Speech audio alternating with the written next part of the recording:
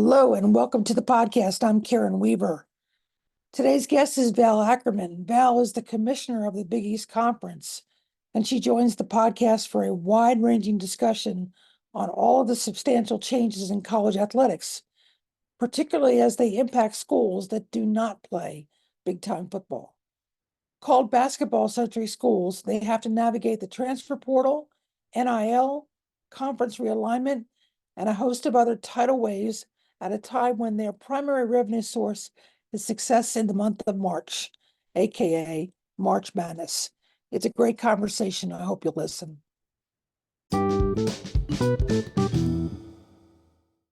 Hey, Val, welcome back to the conversation. So glad you could join me today.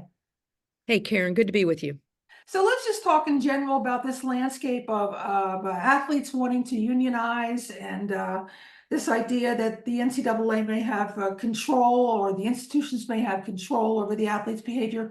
What's your general take on that whole situation?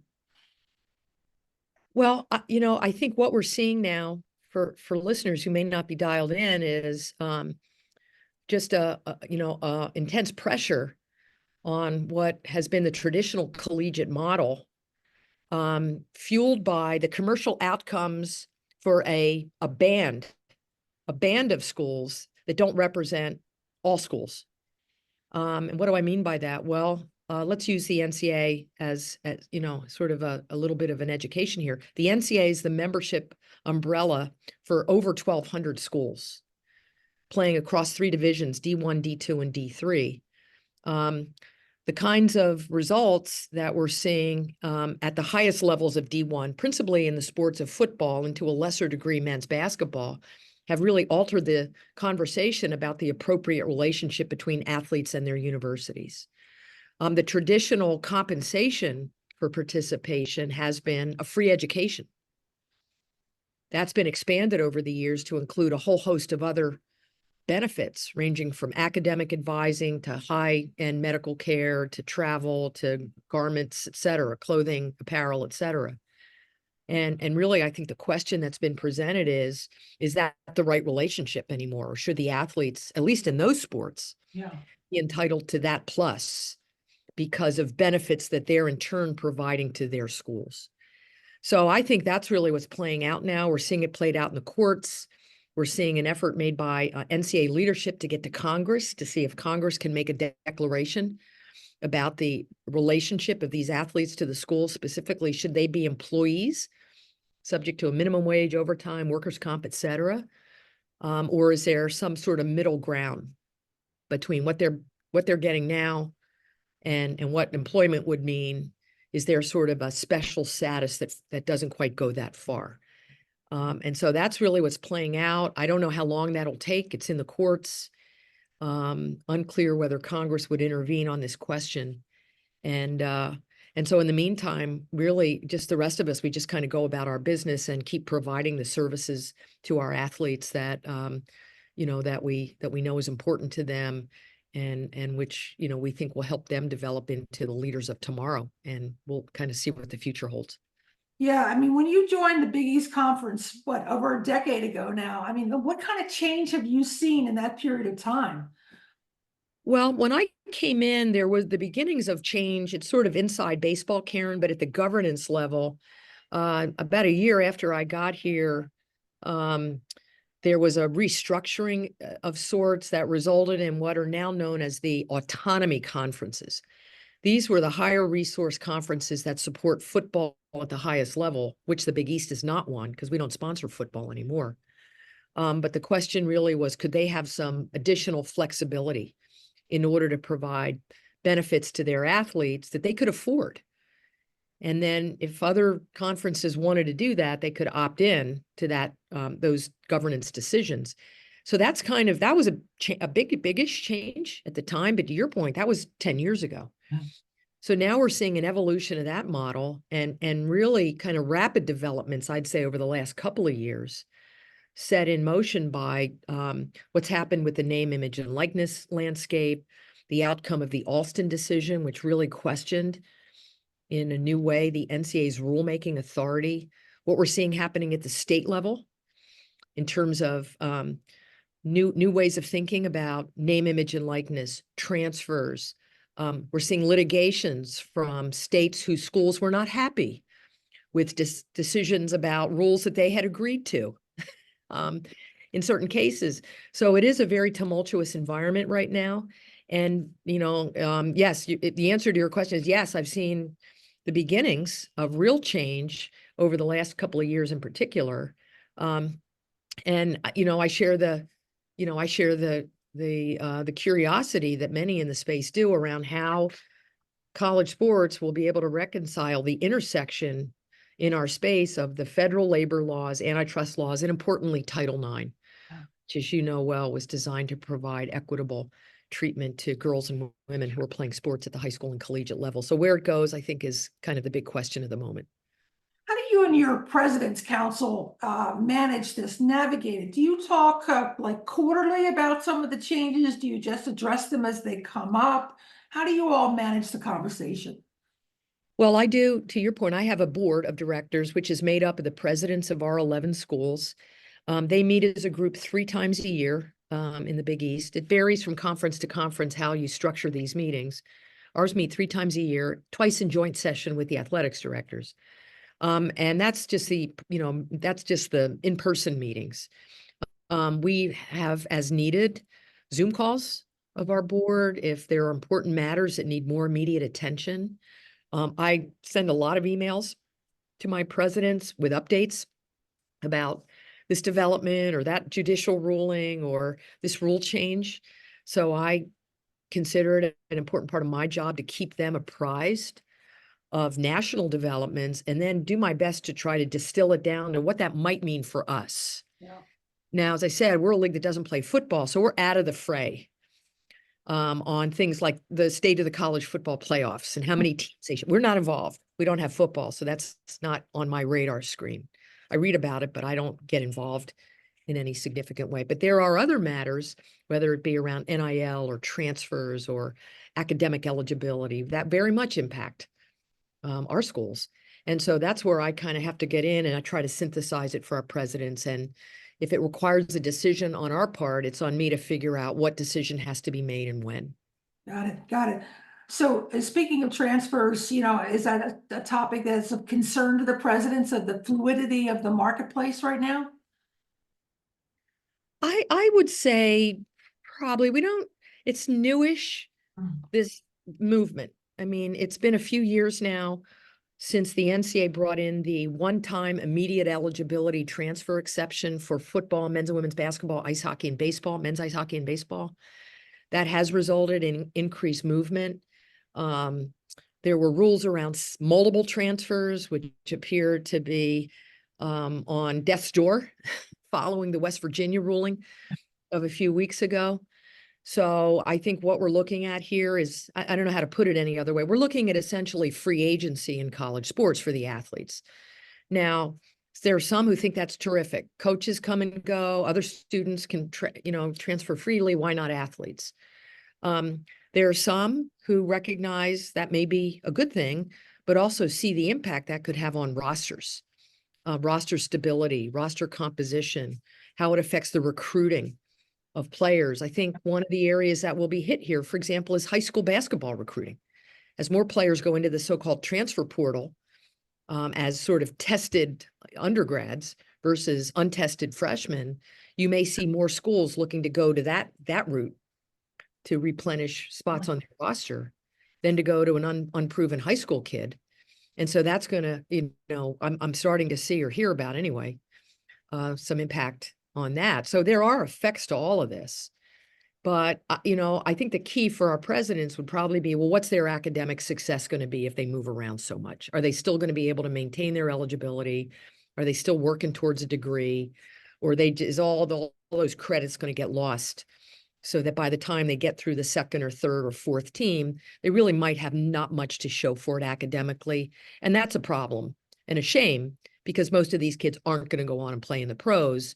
And without their degrees, they're going to have a much tougher road to hoe in their post-collegiate lives. I think it makes it really hard on the academic advisors too. We're trying to interpret all these credits and transferring in and how to get them and keep them, minimum of a full-time student with credits towards graduation. Have you guys looked at that at all? Because I know other schools have said, well, we may need to adjust our transfer regulations. I can't speak to it, Karen, in detail. I think, we're just beginning to get the data here to really understand the full impact of this movement, particularly as it relates to the Big East. I will say our schools up until now have been able to hold on to very strong GSR rates. We're, I think, second in the country behind, I think, only the Ivy League in terms of our graduation success rate. So our schools really do remain committed to helping these kids, making sure they're making progress towards their degrees. If there's any adaptation required on our campuses to provide additional services or to make sure, kids aren't slipping through the cracks if they're making too many school moves, then I feel confident, at least in our league, our schools care enough about that to make the adjustments as needed. They're not going to let kids just slip through the cracks. Yeah, it's a big step. People forget that piece of it really matters in the progress towards degree, right? So some discussions around the table about possibly expanding NCAA men's basketball tournament. You have any thoughts about that? I do. I mean, my base view, core view would be, unless there's really a compelling reason to change it, let's not mess with it. It's a great tournament. 68 teams is a lot of teams. It ensures that the very best teams in the country are participating. It ensures that every conference is represented, which I think is part of the magic of March, is that every one of the 32 division conferences is involved. I wouldn't want to see that messed with. There are actually some practical limitations on when you can start and finish this event because the networks don't want it to end later. Anything that starts earlier would foul up the conference tournaments, which are very important to us. So you're like landlocked here and how many days you have, and you can't really add games without adding days, and that has its own consequences. Interestingly, there's a financial component because there's a contract for this event, and it's our understanding, at least, it's been confirmed by NCAA sources that there would be no new money coming in necessarily if games were added. So you'd be cutting in, if you will, more schools, but not for additional money. And that would have financial ramifications too, to the rest of us. So I think there's got to be, in my judgment, really good reasons to expand. I think the pressure point is coming from the newly enlarged conferences who are, nervous that if you've got 18 teams in your league now and only 8 get in, that may not look like enough for the rest of those schools. And so to me, that's not a great reason to expand personally, but I understand where those leagues are coming from. And that's the kind of debate that I expect is going to be happening now, as these sorts of issues get discussed. And, where it lands, I'm not 100% sure, but we like it the way it is. And if there's expansion of the tournament, we would hope that Big East schools would have access to some of those additional spots.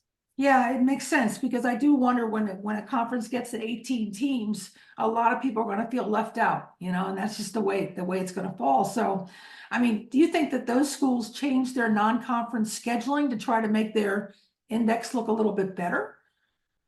Well, we all sort of come together in the national championships, obviously. In basketball, we have a really good track record of playing our peer conferences, which are the football leagues. Right. I'll share, actually, we've had 2 challenges in men's basketball, which have been casualties now of realignment. We had a longstanding challenge with the Big Ten in men's basketball that we called the Gavitt Games after one of my predecessors, Dave Gavitt. The Big Ten elected to discontinue the challenge after this past year, after it had run for eight seasons, which was a shame. It was a great event with 2 conferences that had overlapping geography. And then a second challenge we had with the Big 12 was discontinued at the Big 12's asking for the same reason. Why? Because they've got more teams in their conference. They want to figure out their conference loads. They may not want to be bound by commitments to non-conference scheduling, which is effectively what these challenges are. So we were saddened, but that's, you sort of shrug and say, okay, that's the world we're living in. We'll find our high major competition elsewhere. Yeah. In the meantime, the Big East schedule is so competitive. that our schools are actually looking for an easier game or two in the non-conference schedule just to balance out the tough play they're going to get when they get into the conference competition for us. So again, it's a really great question, Karen. And where that's going to lead long term in terms of this inner, relationship between the conferences on core sports, I guess remains to be seen. I mean, the league has had such excellent teams. I mean, they've, so many have advanced to the 16, the 8, the 4 national champions. Is that sort of an expectation? Like, if you wanted to grow the Big East, would it have to be a value add for men's and women's basketball? How would you strategically look at that? Yes, Yeah. the short answer there is yes. I mean, we've had for many years, since I've been here, the last 10 discussions around should we expand. We've had inquiries from schools looking to join the Big East and be part of what we've recreated with this version of the league. Our presidents, other than UConn, our presidents really haven't been interested in adding to what we have. So we're at 11 now. UConn was kind of a bit of an outlier in terms of the kind of school they were. It's a big public university. We've otherwise got 10 privates here. 9 of those are smallish Catholic schools, but their history in the league, the geography, their commitment to basketball, all lined up. And so that made that possible back in 2020 when they joined. Yeah. So, in terms of future expansion, yes, very possible. Some of it could be reactive based on what happens with other leagues. Yeah. I don't know that there's a proactive move that we're going to make anytime soon, but any league worth its salt right now has to be keeping their eye on the landscape, because anything can happen, as we've seen from the demolition of the Pac-12. If that can happen, anything can happen, in my judgment. Absolutely. Absolutely. I have to ask you about the state of women's basketball in this country. It feels like it has turned a corner since the pandemic. You've got South Carolina at 29-0. Second year in a row, I think they finished the season undefeated, if I'm not mistaken. You've got the phenomenon that is Caitlin Clark. You've got some freshmen rising up, Juju Watkins rising through the ranks. What's your take on the state of women's basketball right now? Well, I think I'll take your words, Karen. Turn a corner plus. I mean, I've been associated with women's basketball really my entire adult life because I played in college, was at the foundation, as you know, of the WNBA. Now maintain a courtside seat because of our participation. UConn remains one of our schools remains one of the powerhouses in the sport, but for injuries that they've had, they would be like right there. I think they're a little bit off this year, but got a great coach and some great players coming back. But the vibe around the game, it feels very different to me. I mean, the sport has had peaks over the years. There have been high moments going back many years, including when UConn burst onto the scene, their rivalry with Tennessee, the Olympic effort in '96 that kind of got this gold medal streak going, our launch of the WNBA in '97, great players, over the years. But I don't know. I think you're right. The confluence the last few years, what the WNBA has been able to do, the college interest the last few years in particular. Caitlin Clark is really kind of in a league of her own, in my judgment. And I'm excited about what she might do for the WNBA on top of what she's done for women's college basketball. So it's exciting to see it. I'm talking to people who probably never followed women's basketball until the last few months, but they're talking about it. And that's what you want if you're a sport, and hopefully some good commercial outcomes will flow from all of this. Speaking of that, one of the things that has struck me, I actually had a conversation with Renee Montgomery a little while ago, talking about her journey from being a UConn player to a WNBA All-Star, now to a part owner of the Atlanta Dream. And it never really got into her head that she had that ability to and not only just make a salary, but have equity in an organization. And it strikes me that with players like Caitlin Clark and Angel Reese graduating with NIL deals, they're going to graduate with a substantial amount of money in their pocket. That's never happened before in NCAA women's basketball.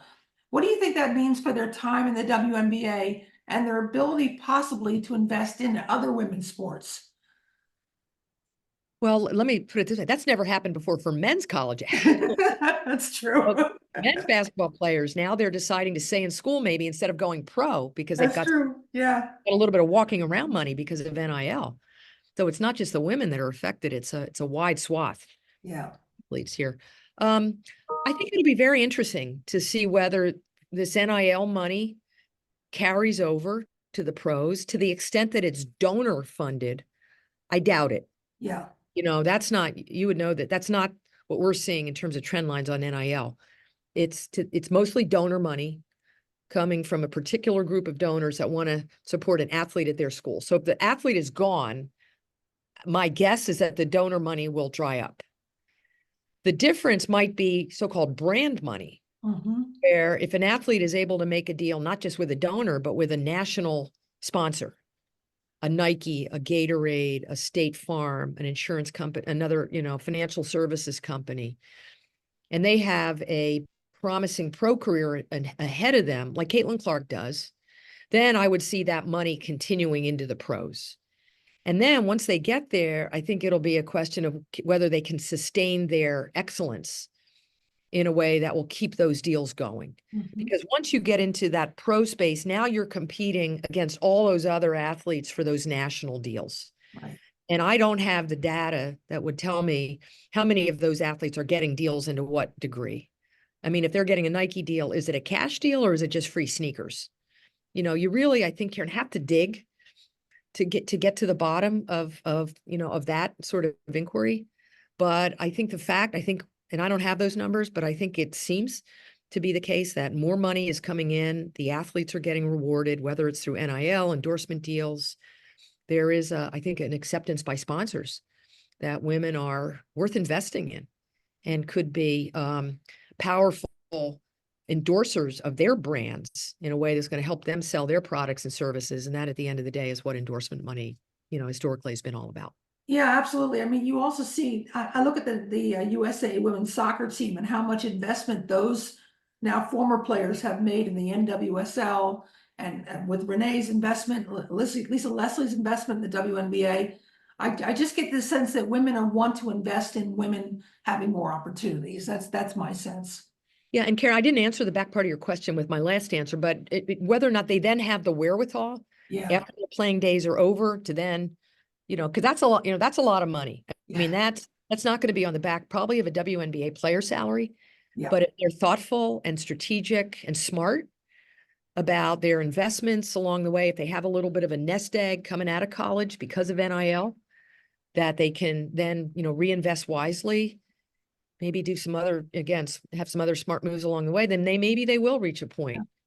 And maybe WNBA salaries will take off a bit if TV money goes up and sponsor money goes up. That's how it happened in the NBA. I was at the NBA and that started to happen. And that's how those players got rich because the NBA's business got better. So if the WNBA's business gets better, there will be a correlation. I'm very sure of it between that outcome for the teams and then what that means for the players. And if they make out, like you're seeing NBA players make out, then maybe those ownership positions are possible later on. Yeah, it's a remarkable time to be at the center of following all of this. Val, I'm so glad you could join me today to talk a little bit about this opportunity. Best of luck in the tournament coming up, both tournaments. And thanks again for speaking with me today. Great.